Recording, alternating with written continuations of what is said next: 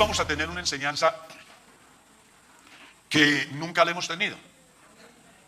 Y vamos a hablar de una doctrina de la iglesia que casi nunca se trata, y hoy vamos a hablar de ella.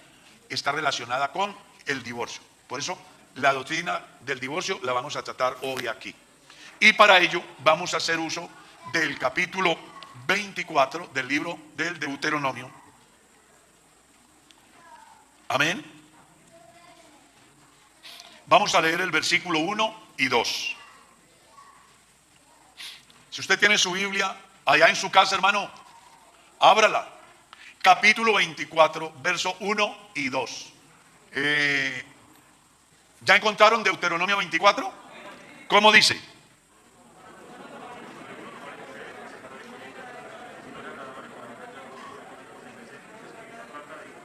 Verso 2. Hasta ahí. Pueden sentarse, sean tan amables. Dice, primero quiero hacerles saber que el capítulo tiene unas divisiones muy importantes. Tiene en sí 3 divisiones. La primera, los excluidos de la congregación. La segunda, leyes sanitarias. Y la tercera, leyes humanitarias. En las leyes humanitarias aparece la doctrina que hoy la iglesia le llama así, del divorcio. Sé que existen muchos pensamientos con respecto a esto. Hay dentro de la iglesia unos que están a favor, otros que no están a favor. Y los que no están a favor, pues muchas veces dicen cosas en relación a esta temática que, bueno, de buena fe lo hacen, pero de pronto desconociendo la razón del por qué el divorcio. Y hay algunas raíces, como es la tradición, la religión de la cual la mayoría venimos. Ellos nunca aceptaron el divorcio, pero uno mirando la Biblia encuentra la palabra divorcio, y si encuentra la palabra divorcio es porque, ¿por qué? ¿Por qué? Porque hay divorcio. Por eso. Resulta que en esas leyes humanitarias se presentó un problema en el pueblo de Israel. Y es diferencias justificables, otras no justificables. Y se le ha venido a Moisés la presión del pueblo diciendo, venga, yo no puedo seguir viviendo con Enriqueta. ¿Y por qué no podéis seguir viviendo con Enriqueta? No, es que yo llegué a la casa y la encontré con otro hombre. O yo lo encontré a él apareándose con un animal. Y yo no estoy en condiciones de soportar esa situación. Desde el momento que he visto ese problema, permítanme pensar como ellos, imaginarme cómo pensarían ellos. En la casa no hay paz. Vivimos mátate que te mataré. Ella no me respeta, yo no la respeto, nos hemos ido de manos y yo no me lo aguanto más, yo no me la aguanto más, usted verá, pero yo no puedo seguir así. O sea, el divorcio en el pueblo de Israel surgió como resultado de una causa, que era hallar algo indecente en ella o en él. Algo indecente. Entonces, Moisés, ante esa problemática, pues tiene que buscar salidas. Un líder tiene que buscarle salida. La historia reciente de Colombia dice que cuando el conflicto se agudizó, aunque habían muchos que no estaban de acuerdo que se llamara conflicto, el líder de turno dijo, hay que darle ese estatus para buscarle una solución.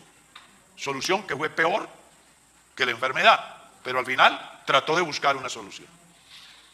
No es ajeno a la situación aquí. Moisés tiene que encontrar una solución porque es un pueblo, es una multitud y se han presentado y se van a presentar muchas dificultades y desde ya hay que reglamentar, hay que buscar la salida a este problema. Entonces dice, bueno, ante la exigencia de ustedes, creo que la única salida es que cuando se presente algo indecente, algo inmoral, algo que no se ajusta al orden natural, pues la persona pueda darle carta de divorcio y entonces ella podrá ir a casarse sin ningún problema. Y el que le dio carta de divorcio igual, porque no va a estar obligado a estar en semejante situación. Esa es la solución que Moisés le da al problema que se presenta en la familia. Tiempo después viene Jesús. Entonces, cuando Jesús viene, la sociedad ha evolucionado de manera negativa, como hoy el famoso progresismo, ¿no? En ese tiempo, para el tiempo de Jesús, ya la sociedad pues ha vivido cualquier cantidad de siglos más. Entonces el problema va a ser ¿qué? Mayor, porque los problemas que hoy se les busca una solución, mañana ya la camisa no le sirve, entonces hay que hacerle otra camisa más grande, porque el muerto ha crecido, ¿no? ¿Cierto? Entonces hay que encontrarle una solución. Vienen a Jesús, léalo el capítulo 19, abran la Biblia, ojalá que nos lo coloquen ahí en la pantalla y leamos. Capítulo 19 del Santo Evangelio según San Mateo. Dice, verso 1, aconteció que cuando Jesús terminó estas palabras, se alejó de Galilea y fue a las regiones de Judea, al otro lado del Jordán. Entonces vinieron a él, ¿quiénes? Los fariseos, tentándole y diciéndole, ¿es lícito al hombre repudiar a su mujer por cualquier causa? Mire lo que dice. Si no tienen la Biblia, ahí la pueden leer.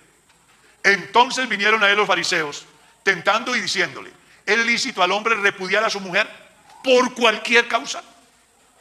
¿Qué les parece? ¿Hasta dónde había llegado el problema? ¿Era lo mismo que el que tenía Moisés? No. Aquí ya se ha degenerado, se ha deteriorado el pensamiento acerca de la unidad del matrimonio. A tal estado que ellos dicen, es lícito repudiar a la mujer por cualquier causa. Yo me acosté con mi mujer anoche y ella huelía a Oscar de la Renta, pero esta mañana sentí un olor como a cebollita machacada. ¿Me puedo divorciar por eso? Más o menos, ¿no? Anoche ella se acostó y estaba muy bien peinadita, pero hoy amaneció con el cabello tirado en la frente. Señor, ¿me puedo divorciar por eso? Le están diciendo, ¿por qué? Cualquier causa. Ayer estaba bonita y hoy la vi fea. Ayer era joven y hoy está hecha, vieja. Ayer tenía la piel limpia y hoy la tiene manchada. Ayer tenía cuerpo de reina y hoy es un barril. ¿Me puedo divorciar de ella? Entonces Jesús les dice, leamos, que vale la pena que tengamos en cuenta. Él respondiendo les dijo, ¿no habéis leído que el que los hizo al principio, varón y hembra los hizo?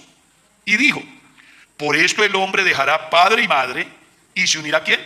A su mujer, y los dos serán una sola carne. Jesús no dijo inmediato, venga, pues sí, Moisés permitió y pues yo no tengo problema, tranquilos. No, Él los lleva otra vez al principio, porque el problema de los seres humanos es que se nos olvida el principio. Eso es lo que nos pasa, y es en todos los aspectos. Yo le digo a Israel, recuerda de la cantera de donde fuiste cortado. Se les había olvidado el principio. ¿Sí? Elías, para ofrecer el sacrificio, volvió a recoger las piedras y le colocó el nombre de los hijos de Israel, para que ellos volvieran ¿a qué? Al principio. Abraham, cuando fue a Egipto, dice, regresó por sus jornadas al lugar a donde estaba primero. Todo porque cuando nos olvidamos del principio, entonces es donde vamos a entrar a cometer cosas que no convienen. A estos señores se les había olvidado la razón del matrimonio y por eso Jesús les dice, ¿no habéis leído? Al principio no fue así, eso es cosa de ahora, pero al principio no fue así. Yo me lo imagino diciendo a la gente, ese viejito tan anticuado, ¿no? Pero tiene 30 años y tiene puro pensamiento de viejo, vea, ya que no está de acuerdo, que tiene que estar ahí la gente esclavizada. Jesús les dice, al principio no fue así, les voy a recordar, varón y hembra los creó y dijo, por esto el hombre dejará a su padre y a su madre y se unirá a su mujer y los dos serán una sola carne. Y cuando Jesús dice eso, entonces hay una reacción. Mire el verso 6, así que no son ya más dos, sino una sola carne. Por tanto, lo que Dios juntó, ¿qué? Eso está diciendo, no puede ser que siendo una sola carne, ahora la vayan a partir. Que es lo que normalmente se da cuando las parejas se divorcian, ¿no? El niño trigueño para ti, el blanquito para mí, el enfermito para ti, el aliviado para mí, el que, bueno, no digo más. Parten los hijos, tú verás, o si quieres llévatelos, o yo no me hago cargo de ellos, o tú verás. Lo que sí me importa es que la mitad de la casa sea para mí, porque vale más la mitad de la casa que el cuidado de la familia. Qué tristeza, ¿no? ¿No le parece grave? Muy triste, muy triste. Entonces Jesús le está diciendo, venga, si son un cuerpo, ¿cómo es que lo van a partir? Un cuerpo, son una carne, ¿cómo lo van a partir? ¿Cuánto daño se van a hacer? Hay un ejemplo en la Biblia muy bonito, el juicio que hace Salomón. ¿Recuerdas? Las dos mujeres que pelean por un niño, la legítima madre y la otra que quería quedarse con el niño porque el de ella se le había muerto. Entonces, ¿qué fue lo que dijo el rey? Préstame una espada, lo vamos a partir a la mitad. Tú te llevas la mitad y tú te llevas la mitad y se acabó el problema. Pero la legítima mamá, ¿qué dijo? No, déselo a ella. ¿Cómo? Entonces el rey entendió que esa era la legítima madre. Mucha sabiduría la de Salomón, ¿no? Si ya nos tocara hoy, nosotros haríamos lo mismo, pero es que ya nos enseñaron. Pero él que de entrada le tocó ese problema, complicado. El dolor que generaría, imagínense. Entonces, Jesús dice, lo que Dios unió, no lo separe el hombre. Entonces, algunos dicen que quien causa la separación es el juez. Ustedes no tienen por qué ir a buscar un abogado, ustedes no tienen por qué ir ante el juez para que le declare disuelto el matrimonio. Eso no puede ser así. La Biblia dice lo que Dios unió no lo separe el hombre, pero la Biblia no está diciendo que es el juez. El que está causando la separación es el que comete la infracción, el que faltó al compromiso. Él se comprometió con ella en las buenas y en las malas, en salud y en enfermedad, en abundancia y escasez. Y él, como es muy inteligente, ¿qué fue lo que dijo? Sí, lo prometo. Y ella, como se le derrama la sabiduría, acepta a Julano como esposo para amarlo en todo momento, en todo lo que la vida da y todo lo que la vida quita, y renunciando a los demás, te consagrarás para él solamente mientras los dos vivan. Y como ella es muy inteligente, ¿qué fue lo que dijo? Que sí. Pero la mamá le dijo durante todo el periodo, no te cases, ese muchacho no te conviene, esa muchacha no te conviene. ¿Cómo se le ocurre? Mira, ay mamá, es que ustedes simplemente es que no lo quieren, pero él va a cambiar, ella va a cambiar. Yo sé, mira que es muy joven para ti. No, pues yo la ayudo a criar.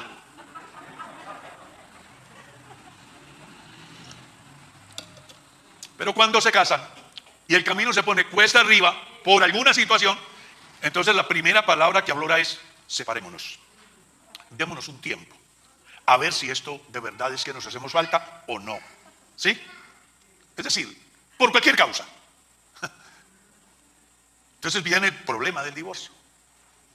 Cuando Jesús les explica a ellos que lo que Dios une no lo separa el hombre, entonces viene la reacción de ellos en el verso 7. Y entonces, ¿por qué Moisés permitió dar carta de divorcio? ¿Por qué? Y Jesús de una vez les tenía la respuesta. ¿Por qué? Por la dureza de vuestro corazón. Moisés permitió dar carta de divorcio, pero al principio ¿qué? No fue así. Los lleva otra vez ¿a dónde? Al principio. ¿Qué es lo que está diciendo Jesús? Por grave que sea el problema en el matrimonio, tiene solución. Si existe una cosita que se llama perdón. Yo como pastor he visto más de una vez situaciones delicadísimas de parejas que han tenido problemas muy serios, pero ese hombre o esa mujer ha tenido el carácter cristiano suficiente como para decir, yo le perdono, yo la perdono, yo lo perdono. Y a pesar de lo grave que fue la situación, ahí está esa pareja contenta, tienen hijos, están felices, Dios los ha bendecido. ¿Qué hicieron ellos? Enterraron ese pasado y arrancaron de ceros. Y ahí está el matrimonio. Esa es la finalidad con la cual Jesús busca que las personas no se separen. Pero ante la presión, entonces Jesús les dice, venga, es muy sencillo. Como usted no es capaz de perdonarle a su mujer, ni ella es capaz de perdonarle a usted, porque son duros de corazón, entonces existe solamente una salvedad para que se pueda divorciar. ¿Cuál es, Señor? La fornicación. Si es un matrimonio y ella se va con otro o él se va con otra, a eso no se le llama fornicación, se le llama ¿cómo? ¿Por qué Jesús habló de la palabra fornicación?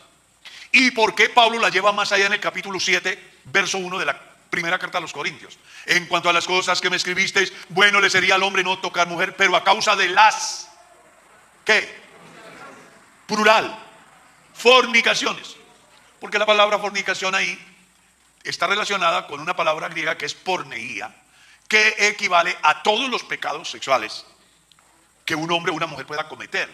Entonces ahí está que el adulterio, está la zoofilia, está la pederastía, está el sexo con plantas, con el sexo con alimentos. Ahí ya están los pansexuales y están los trisexuales.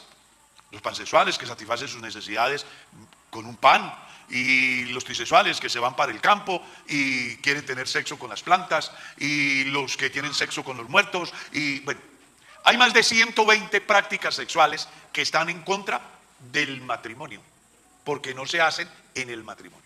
Están los bisexuales, están los homosexuales, están, bueno, un sinnúmero de prácticas. Entonces Jesús dice, cuando se presente un problema de esos y la persona no está en condiciones de perdonar y el otro no está en condiciones de arrepentirse, pues no se puede obligar a la persona, que aquí llamaremos inocente, a soportar semejante problema. Así que Moisés tuvo el problema y le buscó una salida. Cuando viene Jesús, se le presenta el problema y da una salida. Cuando en Colombia la iglesia era pequeña, no había ese problema. Pero ahora la iglesia ha crecido enormemente y ha venido el problema. Entonces la iglesia, ¿qué tiene que hacer? Buscar una salida. Entonces la iglesia ha dicho, venga, si Moisés tuvo el problema y le buscó una salida, Jesús se le presentó el problema y buscó una salida, pues nosotros tenemos que buscarle una salida al problema. Algún día me ha visitado a mi oficina un hombre para decirme que no estaba de acuerdo con la iglesia nuestra, porque en nuestra iglesia se manejaba el recasamiento. Que aquí recasábamos la gente. Le dije, ¿cómo ha sido? Sí, ustedes permiten el divorcio y que la gente vuelva y se case.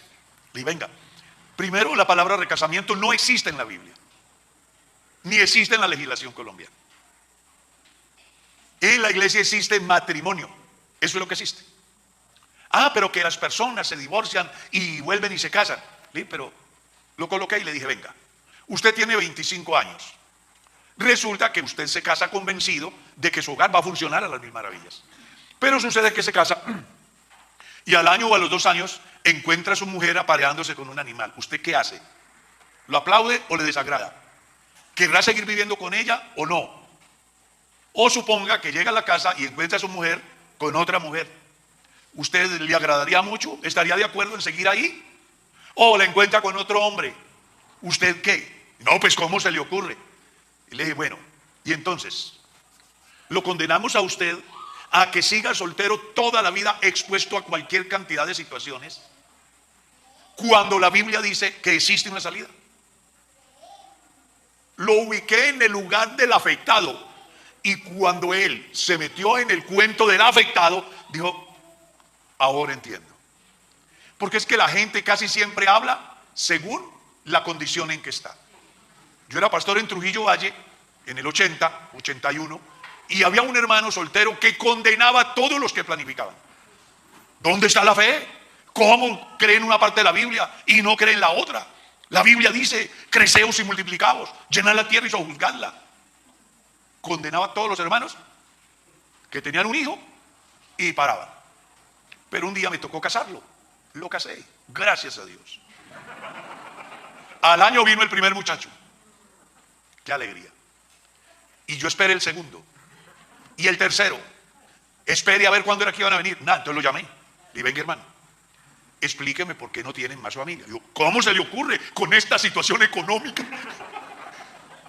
Eso como para que usted se dé cuenta que la persona habla en el medio que está. El que tiene hambre habla de deseo de comer. El que tiene frío habla de deseo de abrigarse. El que tiene peligro habla de deseo de protección. ¿Cierto? Pues muchos de los hermanos que condenan a los que se divorcian lo hacen porque no tienen el problema. No lo tienen. Pregúntame a mí si estoy de acuerdo con el divorcio. ¿Hay alguien que me quiera preguntar a mí? Pregúnteme. No, no estoy de acuerdo. ¿Por qué? Porque yo tengo un hogar de 40 años, de 43 años. y nada me ha faltado y estoy bien. ¿Por qué me voy a querer divorciar? Pero preguntémosle eso a uno que tenga 25 años y que su mujer o su marido le falló y él le ha perdonado una, dos, o ella 2, 3 veces y sigue la misma. A ver qué dice. ¿Ah? ¿Qué dirá? Mire, hermano, nosotros tenemos que arrancar muchas tradiciones de la cabeza. Entre ellas esa. Yo fui pastor de un joven que lo único que me faltó fue arrodillármele para que no se casara, porque yo sabía que le iba a ir mal. Yo sabía que le iba a ir mal. Le dije, hermano, no se meta por ahí que va a terminar mal. No, hermano, mire que es de otra cultura totalmente diferente. Ellos viven muy diferente, hermano. No se meta por ahí. No, hermano, ¿qué va? Dios me dará sabiduría y no sé qué. Y al año y medio ya su mujer era de todo el mundo y entonces él ha quedado solo. Yo, conociendo lo que la Biblia dice, lo llamo. Le digo, hermano, organice por varias razones. Primero, ¿quién quita que Dios le dé una bendición a usted económica y mañana esta que le ha hecho tanto daño se le lleve la mitad? Dos, usted es un hombre joven y puede rehacer su vida. Ella es la que se ha comportado de esa manera. No, hermano, el divorcio es malo, eso es pecado. Yo entiendo que el matrimonio es hasta que la muerte los separe. Sí, cuando el hogar funciona bien, sí. Pero cuando hay alguien que los separa por infidelidad, ¿qué? Sin embargo, él no escuchó. Y un día he ido a visitarlo y lo he encontrado en un cuarto oscuro, esperando la muerte. ¿Qué le pasa, hermano? La familia lo había abandonado, nadie estaba con él. ¿Qué pasó? Tengo el VIH. Era pecado divorciarse y organizar su vida, pero no era pecado acostarse con cualquiera estando casado. Y lo más triste, lo infectaron. Pues a mí me tocó ir a orar por él, que se reconciliara con Dios y recordarle lo que yo le había dicho. ¿Se acuerda lo que yo le dije? Sí, hermano. ¿Y qué era más grave? Dígame qué era más grave. Él teniendo el aval por lo que la Biblia dice, o acostarse con otra persona sin saber quién era y terminar en esa condición. ¿Ustedes qué creen? ¿Qué era más grave? ¿Qué sería más grave? ¿Que se divorciara o que se acostara con alguien estando legalmente casado? Si él se hubiera divorciado, él hubiera quedado libre y se hubiera podido organizar en un futuro sin necesidad de cometer adulterio porque estaba casado legalmente. Y aparte de eso, que lo infectaran.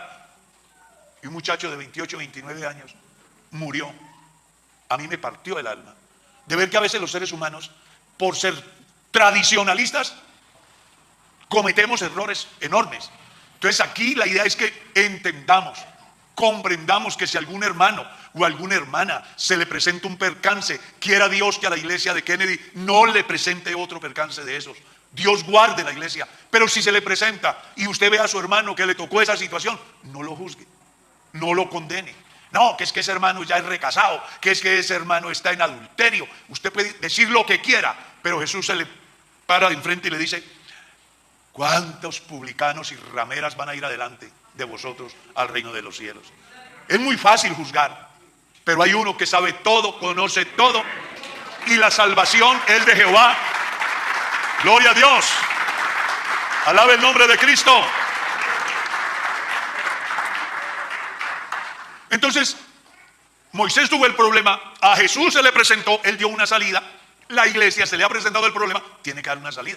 Hermano, me casé, hermano, lleno de sueños, dice la niña.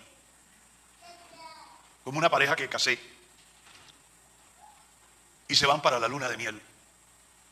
Y el tipo se había llevado el amante. Y dejó a la niña en su cuarto y él celebrando la luna de miel con el otro macho. Entonces la niña tiene que aguantarse ese tipo con un comportamiento de esos, porque el matrimonio es hasta que la muerte los separe. Cuando el tipo no quiere reaccionar, no quiere cambiar. Yo les ruego, colóquense en esa condición. Si usted logra colocarse en esa situación, no se le volverá a ocurrir a juzgar a nadie. ¿Qué dicen ustedes? Entonces viene la niña y me dice: hermano, mire lo que me pasó. ¿Qué cree usted que yo debía decirle? No, hermana, usted ya se casó, tiene que apuntárselo, pase lo que pase, él es su marido. ¿Cree que eso sería justo? Yo quiero escuchar a alguien que me diga que es justo. Entonces, ¿qué hace la iglesia? Tenemos que encontrarle una salida. Entonces, ¿cuál es la salida? Dos razones por las cuales la iglesia no divorcia. Es bueno que también quede claro eso. La iglesia no divorcia. La iglesia simplemente lo que hace es emitir un concepto acerca de quién es el culpable y quién es el inocente. Entonces, ¿qué es lo que la iglesia ha dicho? Vamos a establecer tribunales. Y adicional, una red de familias profesionales que puedan ayudar a esas parejas que tienen problemas. Porque puede darse que a través del diálogo se encuentre una solución. Y de hecho, se han encontrado. Entonces solo hay dos causales por los cuales la iglesia emite un concepto favorable o desfavorable. Y es cuando hay abandono de hogar o cuando existe ese aspecto llamado fornicación. Sebastián se casó y un día cualquiera llegó a la casa y no está su mujer. Él se da cuenta que está donde los papás, un ejemplo. Se va a buscarla y a rogarle que se vuelva. Ella dice, yo con usted no vuelvo a vivir. No ha existido ningún problema entre los dos, pero ella no quiere vivir.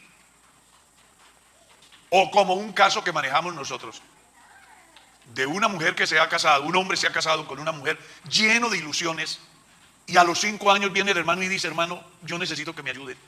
¿Qué le pasó? Hace 5 años me casé con mi mujer y no he podido consumar mi matrimonio con ella. A los 5 años la niña todavía estaba virgen. Y el tipo no podía ceder a ella porque la mamá le había enseñado a ella que los hombres eran terribles. Condenamos a ese hermano a que siga en esa situación. ¿Qué dicen ustedes? Entonces la iglesia dice, si la mujer de Sebastián se fue y no volvió y él la ha buscado, pues Sebastián es un muchacho, ¿cómo va a seguir solo? La culpable es ella, porque ella se fue y lo dejó sin ninguna razón, o fue que se fue con otro, o por lo que sea, pero lo abandonó y aunque él quiere, ella no ha querido. La iglesia dice, hay que darle una salida. ¿Cuál es la salida? La red de familia, los reúnen, hablan con ellos, buscan a ver en qué es que está la falla, el tribunal eclesiástico entra igualmente y si ve que no hay solución, entonces el tribunal eclesiástico lo que dice es, hombre, después de todos los testigos y el trabajo que se ha hecho, se llega a la conclusión que realmente Sebastián está en la iglesia, es un muchacho fiel, se ha guardado en Dios, ella fue la que se fue, no quiere volver. ¿Cómo vamos a condenar a ese muchacho a que siga solo toda la vida? A arriesgarse. No, hay que emitir un concepto favorable. Y cuando se emite ese concepto favorable, lo que va a decir es que él podrá divorciarse, enamorarse, volverse a casar, le celebrarán ceremonia en la iglesia, no perderá ninguno de sus derechos como cristiano dentro de la iglesia. A lo único que no podrá ceder dentro de la iglesia es a ser pastor. Pero el resto él podrá ser presidente de evangelismo, presidente de misiones, director de escuela dominical e inclusive diácono. Porque él no fue el culpable. Suponga que sea diferente, que sea él el que se va y ella es la que se comporta como toda una niña cristiana. Pues la iglesia tiene que contarle esa salida. No puede condenarlo a él o a ella cuando están comenzando a vivir su vida. Sería algo así como pensar igual a los señores del Oriente que si la mujer queda viuda de 18 años, la llevan a un destierro y la encierran allá y tiene que quedarse toda la vida sin volver a pensar en hacer su vida. Nosotros no somos talibanes, somos cristianos, somos hijos de Dios. ¿Cuántos son hijos de Dios aquí? A ver, uno que alabe a Dios.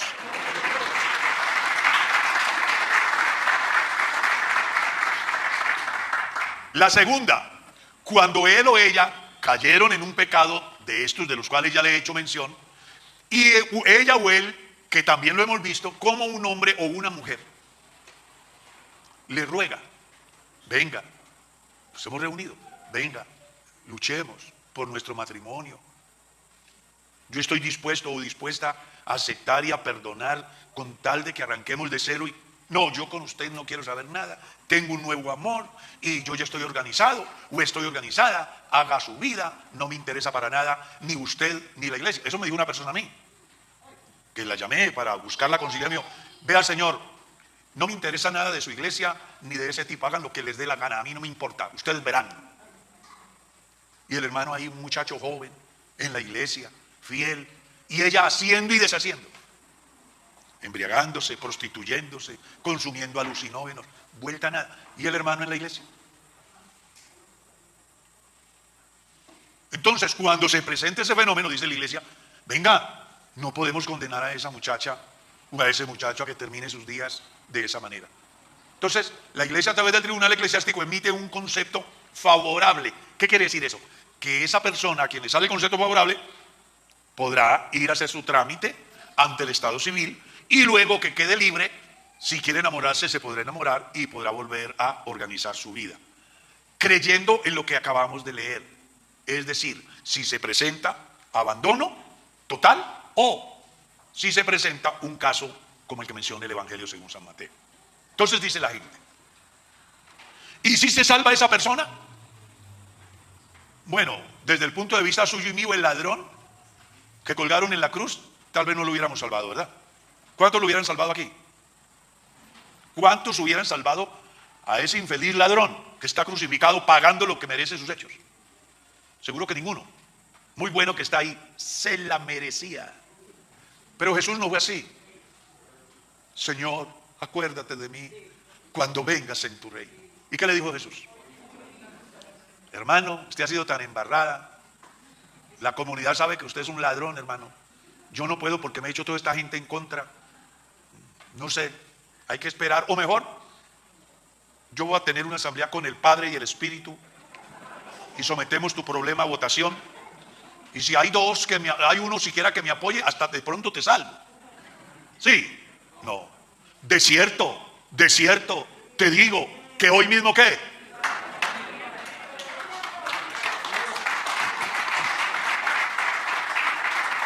Gloria a Dios. Alaben el nombre del Señor, hermanos.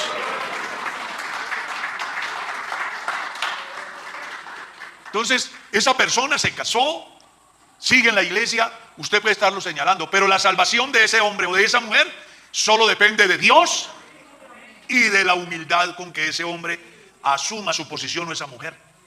Puede ser que yo no quiera, porque a veces nosotros somos como el hijo mayor, que cuando el padre recibió al hijo pródigo, en vez de alegrarse, ¿qué hizo? Se enojó. No sea como él, tenga un corazón noble, hermano. Somos cristianos y no puede ser que cuando nuestro hermano es herido por el diablo, nosotros querramos acabarlo de matar. Al contrario, hay que decirle, hermano, nada, pase lo que pase, avancemos. En Cristo hay victoria. En Cristo podemos llegar. Gloria a Dios.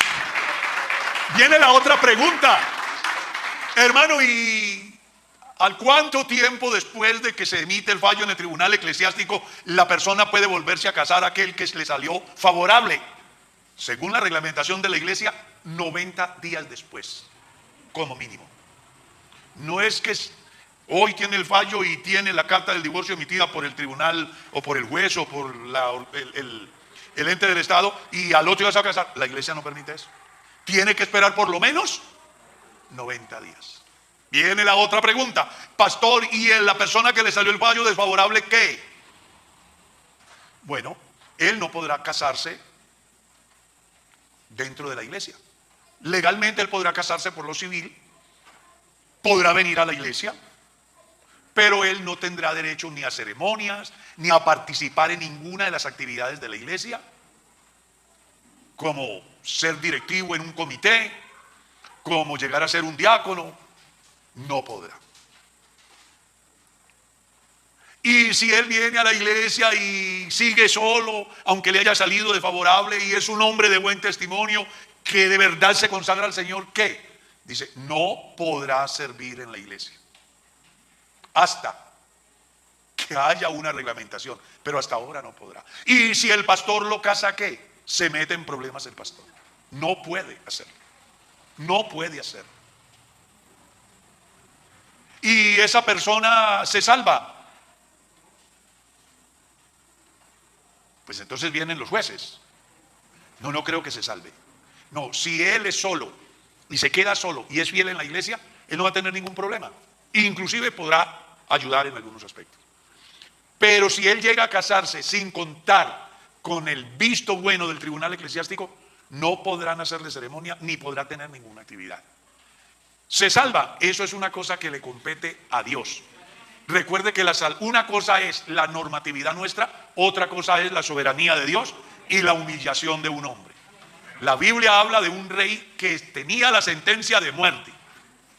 Ve, dile a Ezequías que arregle su casa, que va a morir, no vivirá. No lo dice cualquiera, lo dice Jehová de los ejércitos. Y entonces Isaías llega y le dice: Ezequías, te traigo una noticia, siento mucho, Jehová dice que diga quién le debe, quiénes le deben, cuáles son los problemas que usted tiene, que su familia se dé cuenta de todo lo que pasa, porque usted se va a morir, no va a vivir.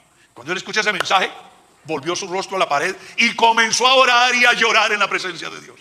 Y si algo me encanta del Dios que yo predico, es que Él es sensible. Él no es duro de corazón como nosotros. Él es sensible. Viéndolo clamar y llorar, se conmovió el corazón de Dios. Y no había salido Isaías del patio cuando Dios le dice a Isaías: Señor, regresa a donde Ezequías y dígale que yo he visto su oración, he oído su oración y he visto sus lágrimas y he decidido añadirle 15 años más de vida. Ese es el Dios que nosotros tenemos.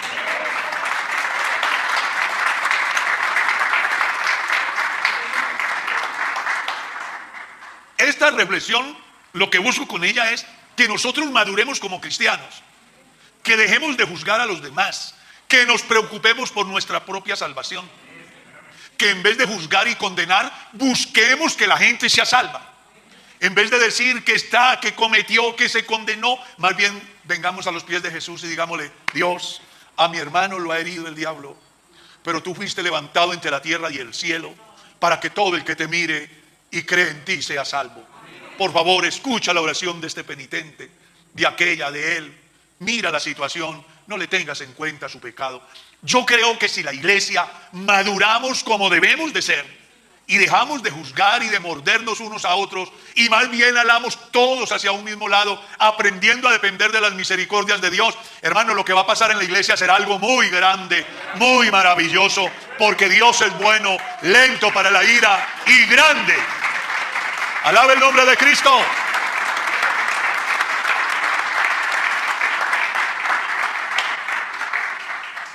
Que después de esta enseñanza quedarán inquietudes, sé que sí. La dio Moisés y el pueblo no quedó conforme. La dio Jesús y el pueblo no quedó conforme. La iglesia la da hoy y alguien ha de quedar inconforme. Pero créame que lo estamos haciendo con el mejor sentir. Porque lo único que le importa a mi Dios y le importa a la iglesia es el bienestar de todos. Y por eso es que la iglesia busca cada día implementar cosas que beneficien al creyente en relación a su conciencia. Porque no es lo mismo que la niña se siente ahí sintiéndose pecadora. Y yo se los digo porque como pastor y consejero, a mí se me ha acercado gente diciéndome: pastor, dígame qué debo hacer, que yo lo hago. Dígame qué no debo hacer, y yo no lo hago. Entonces viene una persona con una carga enorme y el pastor, en vez de ayudarlo, lo acaba de matar. No puede ser. Hay que buscar que esa persona se restaure. Estamos llamados a restaurar al hermano. ¿Cómo es que dice Pablo en la carta a los Gálatas? Hermanos, si alguno fuere sorprendido en alguna falta, vosotros que sois espirituales, ¿qué? Restauradle con espíritu de mansedumbre, considerándote a ti. Es decir, póngase los zapatos de la persona que tiene el problema. Antes de juzgarlo, piense: ¿cómo me gustaría a mí que me trataran si mi mujer se hubiera ido y me hubiese dejado y nunca hubiese querido regresar? Me gustaría que me dijeran: está decidido que tienes que quedarte solo, más allá de que tengas 20, 30, 40 o 50 años, tienes que morirte solo, porque yo pienso así y porque usted hizo así y tiene que ser así. No, antes de decir eso yo tengo que pensar: si yo tuviera ese problema, ¿cómo me gustaría a mí que me trataran? El día que yo me ponga los zapatos del otro, dejaré de hacer juicios, de condenar al hermano, de hablar mal de la iglesia. Algunos hablan mal por ahí porque simplemente no saben. Pero aquí estamos tratando de que ustedes aprendan a darse en cuenta cómo funciona la iglesia y por qué la iglesia hace lo que hace. ¿Estamos claros? Hay una alabanza para Dios. Entonces quiero motivarlos. Número uno, a que los que están casados sean fieles el uno al otro y por ningún motivo se presente la disolución de su matrimonio. Que esté en condiciones de perdonar a su marido o a su mujer. Y que el perdonado esté en condiciones de dar un giro de 180 grados y no volver a fallar. ¿Ya? Pero si hoy o mañana se presente una situación, que usted esté en condiciones de saber cuál es el camino a tomar y además que la iglesia esté en condiciones de entender que las decisiones que toma la iglesia no las hace al margen de lo que Dios enseña. Les aclaro, el divorcio fue en los días de Moisés, fue en los días de Jesús y hoy es materia de discusión. Y cuando Cristo venga, todavía los cristianos estarán discutiendo eso. Mientras tanto, a los que están unidos en matrimonio, mando no yo sino el Señor, que la mujer no se separe del marido, ni el marido se separe de la mujer. Que se soporten, que se toleren, que se perdonen, que sobrepongan por encima de todo aquello tan sagrado que es el vínculo por el cual fueron unidos en la presencia de Dios. Esa es mi oración y deseo. Pero si algo llega a faltar, acuérdense que también hay uno que es bueno, es misericordioso, se llama Dios, está aquí y sabe que lo que estamos haciendo es de buena conciencia. Por eso quiero terminar esta enseñanza haciendo una oración por las familias de la iglesia. Colóquense de pie, sean tan amables. Vamos a orar por cada familia para que no sean afectados por el problema que está azotando la humanidad hoy. Vamos a orar para que Dios los bendiga, los ayude, puedan salir adelante. Esa es nuestra oración y deseo.